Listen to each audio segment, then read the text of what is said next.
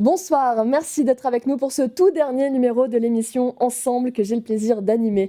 Durant plus de 8 ans, nous avons arpenté le Grand Genève et suivi ses évolutions. Mobilité, santé, transition écologique, dossiers frontaliers. Nous vous proposons de revenir dessus avec deux grands connaisseurs du Grand Genève, Marie Prieur, journaliste aux 20 minutes, et Sébastien Colson, journaliste pour le Dauphiné Libéré. C'est juste après l'actualité transfrontalière du mois. Dans le dossier du chômage des frontaliers, la colère monte. Les frontaliers pourraient voir leurs indemnités chômage baisser de moitié. L'État français entend économiser plusieurs dizaines de millions d'euros en appliquant une nouvelle règle de calcul des indemnités. Les élus de Haute-Savoie ont envoyé une lettre aux autorités françaises demandant de négocier avec la Suisse afin que cette dernière finance davantage les allocations. 291 nouveaux noms ont été ajoutés sur le monument aux morts de Genève. Ces anciens combattants genevois morts pour la France ont été identifiés dans les archives par deux historiens. Le monument rend hommage désormais à plus de 1000 soldats ayant péri durant la Première Guerre mondiale. En douane de Bardonnay, une voie réservée aux covoitureurs est en projet, mais sa mise en œuvre semble trop lointaine. La voie pourrait être mise en place en 2028 selon les autorités suisses. Or, pour le président d'Annemasse Aglo, Christian Dupesset, c'est bien trop tard, comme il le confie à nos confrères du Messager. Les services de la Confédération rappellent qu'un tel projet demande des aménagements aux abords de la douane. La mise en œuvre de la voie de covoiturage à Tonnet-Vallard était plus rapide car cette dernière est sur une route cantonale et non nationale. Marie Prieur, Sébastien Colson, bonsoir. Bonsoir. À tous les deux. Alors, j'ai dit en introduction 8 ans. Si on élargit aux 10 dernières années dans ce Grand Genève, qu'est-ce qui pour vous a été le plus marquant, Sébastien ? Alors c'est une période qui n'a pas été très, très heureuse parce que c'est la période du Covid et le premier confinement, mais c'était une période qui était hyper particulière pour le Grand Genève parce que c'est là qu'on a vu toute la richesse de la vie transfrontalière. Moi j'ai fait beaucoup de reportages à ce moment-là sur la vie transfrontalière empêchée et en fait on voyait les liens familiaux entre les gens, les liens amicaux et on voyait vraiment l'existence d'un bassin de vie. Marie Prieur ? Alors moi, je vais revenir sur l'inauguration du Léman Express, donc en fin décembre 2019. Et là, on voit aujourd'hui encore à quel point cette réalisation est importante pour le Grand Genève, avec 70 000 voyageurs par jour. Donc les prévisions étaient autour de 50 000. On les a déjà largement dépassées en quelques années et on voit que c'est devenu un élément important de la vie des frontaliers, de la vie des pendulaires.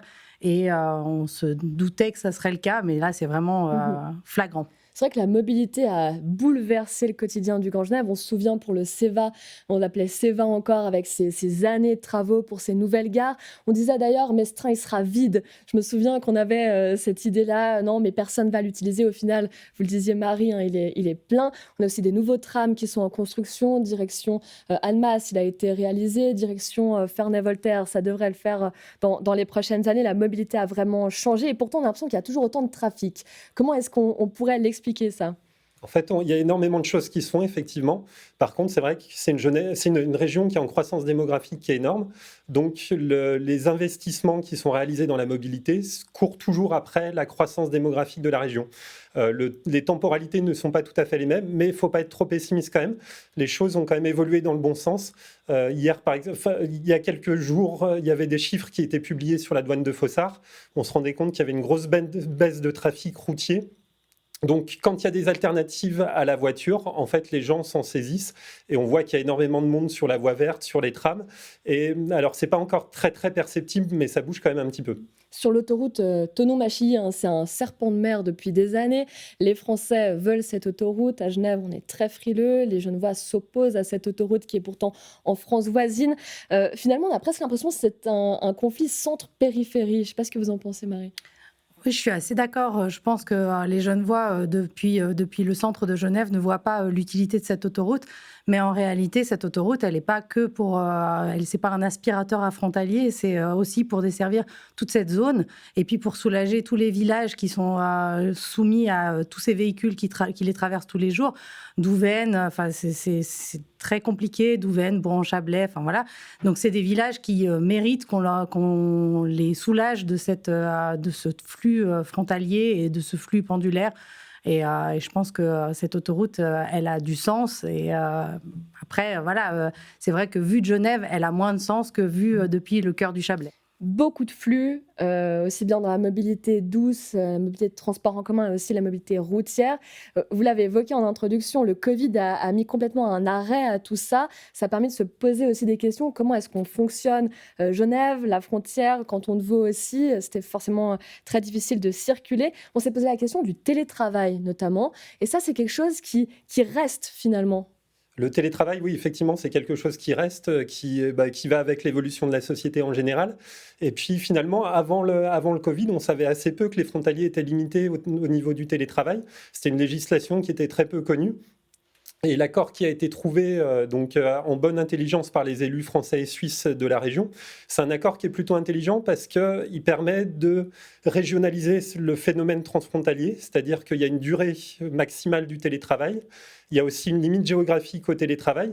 Donc du coup, ça évite qu'il y ait du dumping qui se fasse à l'autre bout de la France ou même à l'autre bout de l'Europe avec ce télétravail. Autour de la santé, évidemment, énorme enjeu parce que plus de la moitié des infirmières des hôpitaux universitaires genevois sont des infirmières frontalières. Alors évidemment, on s'est posé la question de savoir pendant le Covid si les Français allaient rapatrier leurs infirmières frontaliers. Finalement, on voit qu'il y a des accords. On essaye de se mettre d'accord sur le secteur de la santé. C'est pas forcément facile, Marie. Oui, on a vu d'ailleurs à ce moment-là le conseiller d'État MCG, tout de même, il faut le rappeler, Mauro Poggia, demander aux Français de ne pas garder leurs infirmières et de les laisser venir travailler au HUG, ce qui a fait beaucoup rire certains. Donc voilà, mais effectivement, le télétravail, c'est une des solutions, mais par exemple, dans le domaine de la santé, c'est difficilement possible de faire du télétravail en tant qu'infirmière. Donc je voulais juste revenir sur la question de télétravail en disant qu'il y a plein de branches où malheureusement, c'est pas possible. Puis par rapport aux accords, par rapport à la santé, effectivement, on voit que ça avance. Alors péniblement, il y a eu dans ces 10 dernières années, voire un peu plus, la question d'une formation transfrontalière qui a été finalement abandonnée. Aujourd'hui, on est avec un accord où les HUG, par exemple, s'engagent à ne plus trop piller les ressources en personnel infirmier dans la France voisine. Maintenant, la problématique, elle reste très importante, notamment par rapport aux différences de salaire, parce que quand on habite la région d'Annemasse et qu'on doit se loger à Annemasse et qu'on doit subir le coût de la vie à Annemasse, on a tendance effectivement à se dire que c'est plus simple d'avoir un salaire d'infirmière au HUG que d'avoir un salaire d'infirmière en France voisine. Récemment, on a ce dossier de l'assurance chômage des frontaliers. Alors, c'est un sujet qui dépasse finalement le Grand Genève parce que ça se joue presque entre Paris et Berne. Ça, c'est quelque chose qui revient quand même dans le Grand Genève, ce côté où on a envie d'avancer ensemble, mais on est un peu prisonnier des États-nations finalement. Oui, ça fait partie justement sur la santé, Marie en parlait. Sur la santé, c'est un cas typique parce que les formations d'infirmières sont des formations qui sont régionalisées, mais les politiques de santé en France sont vraiment l'apanage de l'État.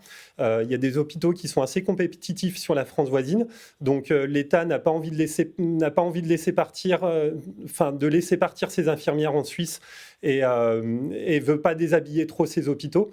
Donc il fait pas beaucoup d'efforts pour avoir des choses qui se font en commun avec Genève, parce que pour la santé, une des solutions, donc ce serait vraiment de former ensemble.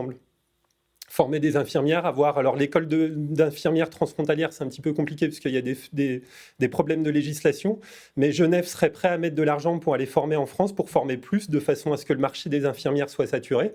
Et je pense que ça, c'est effectivement une solution. Mais oui, voilà, Paris n'est pas forcément sur cette longueur d'onde-là, et forcément, voilà, ça pose des problèmes. La région n'est pas toujours comprise, la spécificité de la région n'est pas toujours comprise. Oui, il y a la santé, le chômage des frontaliers, il y a aussi la transition écologique. On a signé une charte du Grand Genève en transition l'année dernière. Mais au final, les normes sont propres à chaque pays. Il y a aussi la France qui fait partie de l'Europe, la Suisse n'en fait pas partie. Il y a quand même quelque chose qui se joue là-dessus, non ? Oui, alors par exemple, si on parle d'écologie ou en tout cas de la nature, c'est ce qui est paradoxal, c'est que comme vous le dites, il y a ces deux pays avec chacun des normes différentes, et en même temps, c'est l'élément qui a tout de suite réuni les élus du Grand Genève, parce qu'il a fallu gérer par exemple les rivières.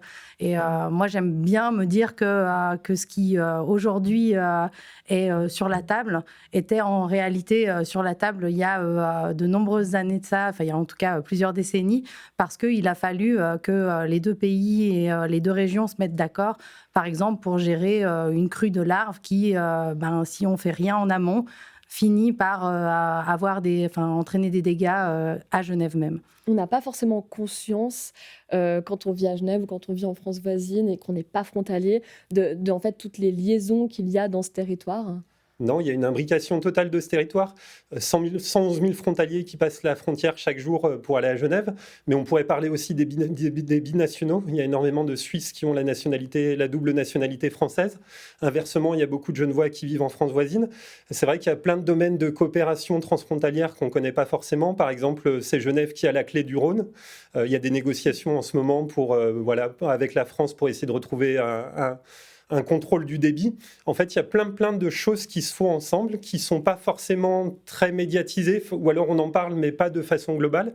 Mais la coopération transfrontalière dans la région, c'est vraiment la plus riche de France, et peut-être la plus riche de Suisse aussi. Il y a aussi une question de personnes. On a vu, moi je l'ai vu dans ces 8 dernières années, au début, ça marchait bien, et puis après, ça marchait plus, puis à nouveau, ça marchait bien, puis à nouveau, aujourd'hui, on est dans une situation où il y a des tensions entre les élus de Suisse et les élus français. Finalement, ça se joue à quoi ? Bon, apparemment, il y a eu une prise de conscience récemment par rapport à la responsabilité de Genève quand même, dans le cadre des discussions par rapport à la VTT, donc la vision territoriale transfrontalière, si je parle sous le regard de Sébastien. Dans ce cadre-là, il y a eu des discussions qui ont eu lieu et il y aurait eu une prise de conscience que Genève ne peut pas continuer non plus à exporter sa crise du logement, à continuer à avoir une économie florissante sans prendre en considération l'impact que ça peut avoir sur la France voisine. Donc, tout espoir ne s'éloigne pas. Mais il est vrai qu'on a eu des phases où on a eu le sentiment, nous qui sommes des observateurs du Grand Genève, que ça marchait mieux, que les rouages, il y avait plus d'huile dans les rouages. Et là où je trouve un peu paradoxal de nouveau, c'est que finalement, comme le disait Sébastien, le Covid, la période Covid a montré à quel point on avait besoin du transfrontalier et en même temps, ça n'a pas eu d'effet. Enfin, moi, je trouve pas que ça a eu que ça ait entraîné un élan comme on aurait pu l'attendre, en fait, en réalité. Je trouve que suite à cette période Covid, on devrait avoir encore plus de ce sentiment d'être une région et de devoir travailler ensemble pour vivre ensemble. Et je suis pas sûre que ça ait pris, que les élus aient pris la juste mesure de cette importance du vivre ensemble. Un petit mot peut-être pour conclure, défis, perspectives, qu'est-ce qui nous attend ? Quel est le gros dossier qui nous attend dans le Grand Genève ? Alors moi, je ne serais pas aussi pessimiste que Marie sur le travail en commun qui est fait par les élus. Je trouve que ça va plutôt dans le bon sens en ce moment. Je trouve que des choses comme la vision territoriale transfrontalière, justement, c'est plutôt intéressant et ça pourrait permettre de rééquilibrer le territoire. Le grand défi du Grand Genève, c'est quand même la cohésion sociale. C'est-à-dire qu'avec un franc suisse qui était à 1,50 €, donc ça égalisait un peu les différences des deux côtés de la frontière. Aujourd'hui, avec un franc suisse qui est à parité, même en dessous de la parité, du coup, il y a beaucoup de populations perdantes dans le Grand Genève. Donc, ce qu'il faut pour le Grand Genève, en fait, c'est vraiment prendre soin des populations qui sont perdantes. Donc, les gens qui ne sont pas frontaliers, les gens aussi à Genève qui n'ont pas beaucoup d'argent. Je pense que ça, c'est le défi principal du Grand Genève, parce que s'il n'y a pas de cohésion sociale, il ne pourra pas y avoir de construction transfrontalière. Marie, pour terminer ? C'est une sacrée conclusion. Je vais essayer de faire aussi bien. Non, je me pensais pas pessimiste dans mon propos, mais je pense que effectivement, on a toujours été à demander concrètement, il se passe quoi concrètement, qu'est-ce qui se passe dans ce Grand Genève. Moi, c'est le mot que j'ai le plus répété à chaque fois qu'on faisait des réunions transfrontalières, des chartes, des projets d'agglomération, etc. Donc, j'ai le sentiment que ces 10 dernières années, ça a avancé quand même beaucoup concrètement, justement. Après, dès que les choses se tendent, et on le voit en ce moment avec l'assurance l'assurance chômage des frontaliers, dès que les choses se tendent, les États ont tendance à taper sur la population frontalière, par exemple. Et ça, je pense que c'est des choses qui peuvent mettre à mal la cohésion sociale dont parlait Sébastien. Et ça, je trouve très dommageable. Maintenant, je pense qu'il faut prendre conscience qu'il y a effectivement des équilibres à trouver pour éviter que tous les Genevois aient envie d'aller se loger en France voisine, enfin pas tous les Genevois, mais que beaucoup de Genevois aient envie d'aller se loger en France voisine pour ne serait-ce que trouver un logement, et pour éviter que tous les frontaliers soient contraints presque de venir trouver un travail à Genève, parce que dans une région très riche et donc avec une impossibilité de se loger de leur côté de la frontière. Merci beaucoup à tous les deux de m'avoir permis de clôturer cette belle émission. Merci pour l'accueil. Merci à vous d'avoir été fidèles durant ces plus de 8 années. Très belle soirée. Au revoir.